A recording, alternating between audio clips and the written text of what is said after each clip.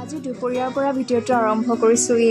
আজি এটা বিশেষ দিন মানে আজি পল্লৱীৰ জন্মদিন আৰু ৰশ্মিও আহি পাই গ'লহি। পল্লৱীটো কোন এতিয়া আপোনালোকে আকৌ কনফিউজ হৈ আছে ন, এইজনীয়ে পল্লৱী। আৰু আমি তিনিজনীয়ে তাইক ছাৰপ্ৰাইজ দিলোঁ।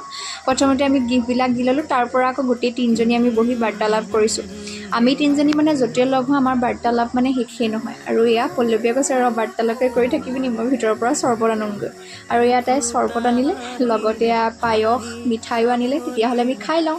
খাই আকৌ আহি তাহাঁতৰ শুৱা ৰুম পালোহি। আৰু দেখিছেনে ৰশ্মিৰ কাণ্ড। তাৰ পৰা আকৌ আমি মৰমেৰে দিয়া গিফ্টবিলাক তাই পঢ়া টেবুলতে আহি সজাই থ'লে। ৰশ্মিয়ে আকৌ ক'লে ৰচোন পঢ়া টেবুলতে সজাই থোৱাতকৈ কেকৰ ছাইডত ডেক'ৰেশ্যন কৰি ফটো মাৰোঁ ব'ল। আৰু ৰশ্মিয়ে সেইকাৰণে ফটো মৰাত ব্যস্ত, আৰু ৰিধি মানে একদম চাই মানে থৰ লাগিলে। পল্লৱীয়ে এইফালে কেক কাটি এফালৰ পৰা আমাক চবকে খুৱাই আহি আছে। আৰু কেক কাটিঙৰ পাছতে আমি আকৌ তিনিজনী বহি বাৰ্তালাপ কৰি আছোঁ এতিয়া। আৰু বাৰ্তালাপ কৰি থাকোঁতে আমাক দাদাই ভাত খাবলৈ বুলি মাতি দিলে।